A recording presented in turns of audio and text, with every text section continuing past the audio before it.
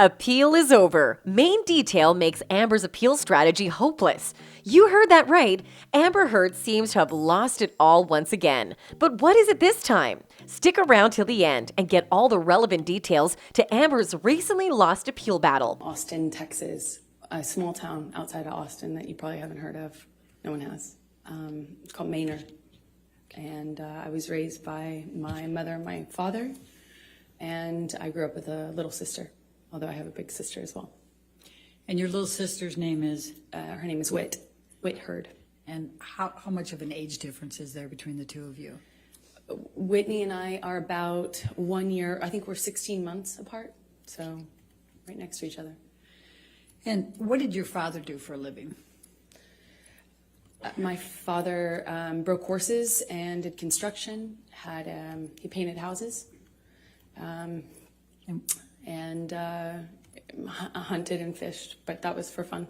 According to the Vulture report, Amber's chances of succeeding in the recent appeal she filed were not equal. They reportedly tried to make the case that it was protected by the First Amendment in their response to her appeal, but it surely didn't help Amber. It has been argued that the majority of lawyers believe they are searching for a needle in a haystack and that they have little chance of success. And now that Amber has recruited for herself an entirely new legal team, there's been speculation that Amber doesn't really stand a good chance at winning this appeal either, and might be on the verge of facing another and final defeat. You just filmed a movie in March of 2022, isn't that right?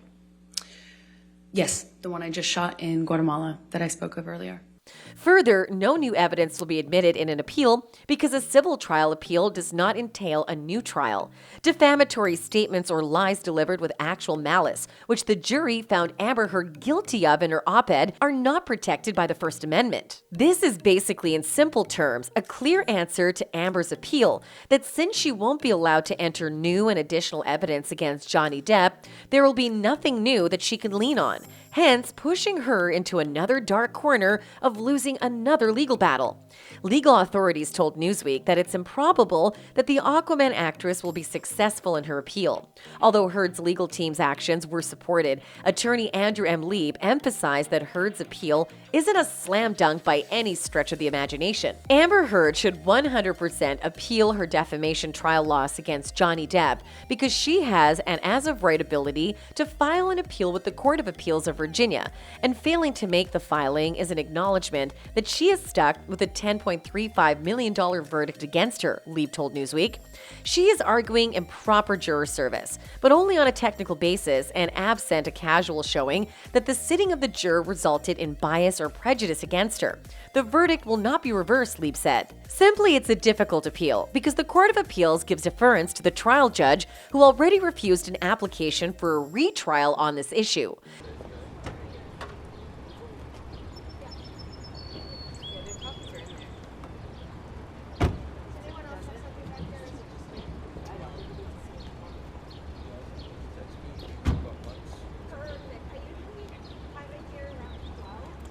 Good morning. Okay, just let us know which cars and things like that.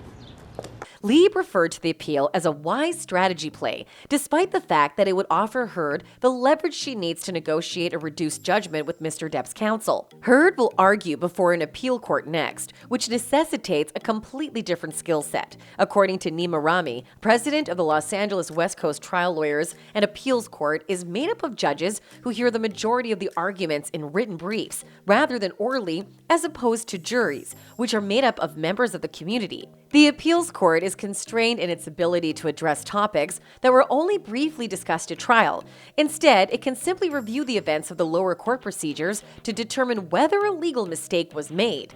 This is a heavy load, but it clarifies why Heard engaged a new staff to thoroughly examine the lengthy trial. Struggle with him.